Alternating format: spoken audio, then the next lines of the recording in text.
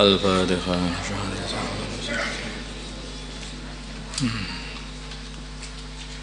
Putusan Basul Masail Rabu 22 Syawal 1445 Hijriah 1 Mei 2024 Masehi. Masalah mengerjai teman yang baru nikah. Di sebagian tempat ketika seorang teman baru saja selesai akad nikah, maka teman-temannya yang lain pun ikut bahagia. Di antara bentuk bahagia mereka, bahagia apa enggak ngerti sebetulnya, adalah teman yang baru nikah dilempari dengan tepung, telur, bahkan terkadang disiram dengan kencing atau air najis, bercampur najis. Bagaimana hukum mengerjai teman yang baru habis akad nikah seperti cerita di atas? Jawabnya, hukumnya adalah haram. Karena ada beberapa sebab. Pertama yaitu tarwiyah al-muslim, mengagaikan orang Islam. Ini menyakiti hati juga. Ada unsur-unsur menyia-nyiakan harta, buang tepung, buang telur, melumuri kotoran dengan sengaja, barang najis tanpa ada tujuan yang dibenarkan oleh syariat, itu juga enggak benar. Menyakiti saudara muslim, ini juga termasuknya. Membikin tradisi yang tidak baik dalam pandangan agama. Man sanna sunnatan sayyi'atan falahu wizru man sanna sunnatan sayyi'atan falahu wizruha wizru man amila biha. Orang membuat satu sunnah buruk atau kebiasaan buruk, maka bagi dia dosanya dan dosanya orang yang mengikutinya. Dia juga dapat juga kalau ada orang yang mengikuti. Siapa yang pertama kali berbuat seperti itu, hari ini masih ada orang yang menirukan, maka dia juga dapat dosa. Maka hati-hati. Jadi nikah itu ini adalah satu sunnah dari sunnah-sunnah baginda Nabi Muhammad SAW dan sunnahnya para anbiya. Bahkan Nabi Isa AS diceritakan setelah turun ke bumi ini nikah dulu. Jadi nikah ini termasuk sunnahnya para anbiya juga. Makanya jangan dicampur antara sunnah itu dengan satu kebid'ahan. Itu hati-hati. Orang itu kadang-kadang itu seneng ya boleh aja, tetapi saking senengnya sampai telanjang lari-lari di jalanan. Nah, itu ya ini sudah bukan sunnah lagi. Orang membicarakan nikmat Allah yang telah diberikan diri kita itu baik, tapi kalau sudah melewati batas sampai berbuat maksiat itu jadi buruk. Game online telah marak pada zaman sekarang, baik dari anak kecil sampai yang dewasa telah kecanduan bermain yang namanya game online, semisal Mobile Legends, COC, PUBG, dengan alasan untuk melatih otak katanya. Membodohkan otak aja sebenarnya. Pertanyaan, bagaimanakah hukum bermain-main tersebut, permainan-permainan tersebut? Jawab, hukumnya makruh. Akan tetapi apabila ada beberapa perkara di bawah ini, maka ulama sepakat hukumnya menjadi haram. Kalau disertai uang, berarti ada unsur perjudian. Di sini ini haram. Bermainnya sampai mengakhirkan sholat dan meninggalkan belajar meskipun kodenya tersebut dikarenakan lupa. Sampai enggak sholat. Ini termasuk juga permainan itu. Sekak itu juga. Apa itu? Catur dan sebagainya itu. Sampai lupa sholat. Itu berbahaya. Dan ini lebih mencandu daripada permainan catur sebetulnya. Bermain dengan orang yang meyakini keharamannya, nah ini sudah mengandung unsur penipuan dan membahayakan. Sampai sekarang itu di negeri Jepang itu sampai ada satu lembaga rehabilitasi game. Di lembaga itu nanti dimasukkan itu anak-anak yang kecanduan game, dimasukkan di situ, direhabilitasi setahun sampai 2 tahun. Gimana kalau kalian direhabilitasi di Darussolihin sana katanya? Di sini ya ada rehabilitasi baru 4 bulan, kelihatannya perlu diperpanjang katanya. 2 tahun. Kalau nggak sembuh-sembuh itu gitu kan. Jadi sampai terjadi gitu, sehingga anak itu umurnya habis, pertama kali habis selama ketika dia masih kecanduan game, kemudian habis pula dia itu harus direhabilitasi selama 1 tahun sampai 2 tahun. Baru setelah normal itu kalau nggak balik lagi ya, setelah normal dia bisa sekolah lagi, baru bisa belajar lagi. Masya Allah. Anak belajar yang masih belajar saja, kalau sudah kecanduan game online itu, yang terjadi pelajarannya merosot. Yang seharusnya dia itu gunakan itu waktunya itu untuk belajar hanya itu 6 jam itu setiap hari, selain masuk kelas ya 6 jam setiap hari. Tetapi dia tinggal bisa belajar 1 jam, yang lain dibuat game online. Habislah waktunya. Sehingga dia tidak jadi menurun habis-habisan di dalam belajarnya. Kalau dia ini sebagai orang pengajar atau dia ini sebagai orang pekerja, kalau sudah kecanduan sini, ini produktivitasnya juga menurun habis juga. Yang seharusnya dia itu ngajar dengan mutolaah jadi tidak mutolaah, ya, jadi tidak bermutu. Yang seharusnya dia itu kerja sungguh-sungguh, sambil kerja sambil game online, saya nggak kerja-kerja. Nunggu toko game online, orang pelanggan datang sebentar ya, nggak laku lah tokonya. Semua keburukan akan terjadi. Masalah maafunya kotoran ikan kecil seberapa? Di dalam kitab Bughyatul Mustarsyid ini disebutkan bahwa sebagian ulama telah sepakat mengenai maafunya kotoran ikan kecil.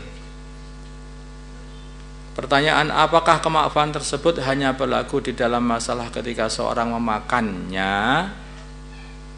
Maksudnya boleh memakannya karena kotornya sangat kecil, atau juga berlaku dalam masalah jika seseorang membawanya ketika sholat?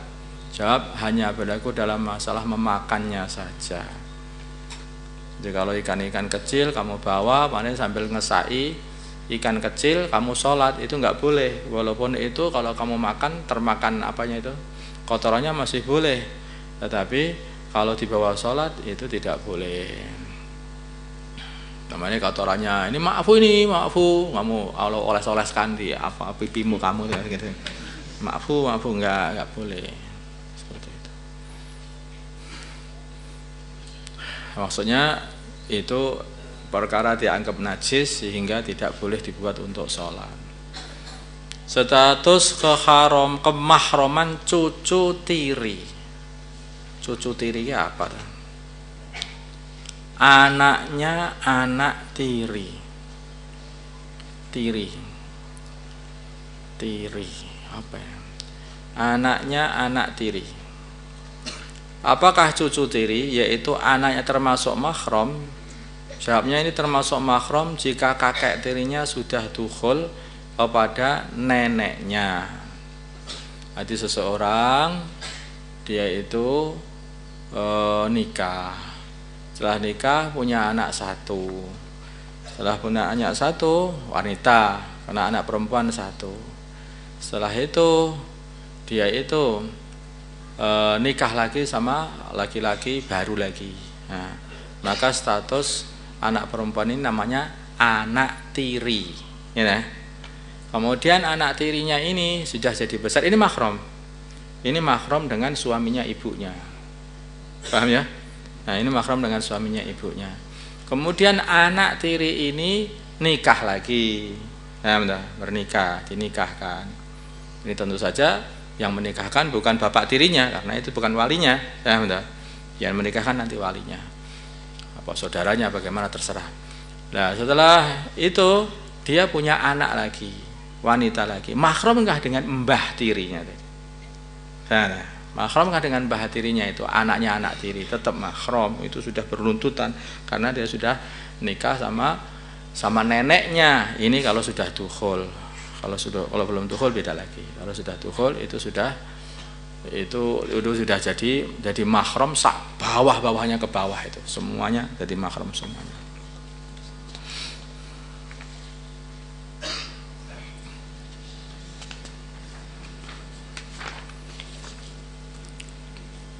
Sekarang ini ya, kalau Nabi Adam masih hidup, orang seluruh dunia ini mahram semuanya. Kalau Nabi Nuh masih hidup ya mahram semuanya juga. Masya Allah. Alangkah enaknya ya kalau mbah Nabi Adam masih ada. Cucu-cucu kumpul. Ayo sholat semuanya. Lah ya kayak mana? Apa ya ada kira-kira ya ada enggak kira-kira? Yes, manusia itu ada aja yang seperti itu, ngengkelan sama orang tua, sama guru, sama apa, enggak peduli.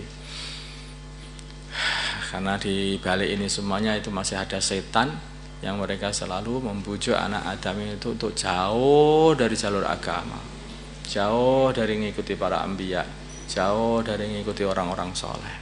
Maka hati-hati hidup itu, hati-hati. Bagaimana hidup itu supaya itu jadi kenceng lurus, karena mudah saja. Ikutilah guru-gurumu, sudah. Jangan membuat inovasi baru. Enggak ada agama itu inovasi baru, itu enggak ada. Kreasi baru, enggak ada ya seperti itu. Ikut saja, terus ikuti. Ini sholat ini kurang mujahadah. Saya pengen buat inovasi baru. Sehingga rukuknya dibalik, bukan ke depan malah ke belakang. Ini lebih mujahadah, lebih banyak pahalanya. Tidak seperti itu, Tuhan. Tidak seperti itu. Ma atakumur rasul fakhuduhu wa ma nahakum anhu fangtahu. Itu apa yang dibawa oleh Nabi kamu ikuti, apa yang dilarang oleh Nabi itu kamu jauhi, apa yang diajarkan oleh para guru-guru kita itu diikuti dengan baik. Udah itu saja. Para guru-guru kita ini sudah memilihkan yang terbaik untuk kita, dan sudah banyak nampak sekali barokah-barokahnya ini, maka hendaknya dijaga. Ya Uzair, ya Mahmud meninggalkan ini dakwah jamaah tabligh, berhubungan dengan itu Mutin seperti itu dijaga hubungan ini. Biarlah datangkan barokah. Man burika fi syai'in falyalzam. Barang siapa dibarokai dalam satu urusan, satu amalan, maka hendaknya diistiqomahkan. Barokahnya sudah banyak. Barokahnya apa? Lah kalian mondok di sini itu karena bapak kalian kan karkun. Kalau bapak kalian nggak karkun, nggak kenal sama jamaah tabligh, kalian nggak mondok ke sini sama SMA, nggak di sini. Kerja dan itu sudah sampai di bangunan-bangunan di mana-mana itu. Tapi karena bapak-bapak kalian menjadi orang-orang dakwah, akhirnya kalian, anakku harus pintar ngaji, anakku kudu paham agama, anakku gitu, anakku harus hafid Quran. Masya Allah, itulah barokah yang paling besar, merubah pemikiran orang yang asalnya itu anak itu untuk dunia, keluarga hanya untuk dunia, berubah keluargaku pokoknya untuk akhirat, untuk agama, untuk perjuangan agama. Coba, apa enggak barokah itu gitu? Ini barokah terbesar pada umat ini. Makanya ahlul batil tidak akan terima.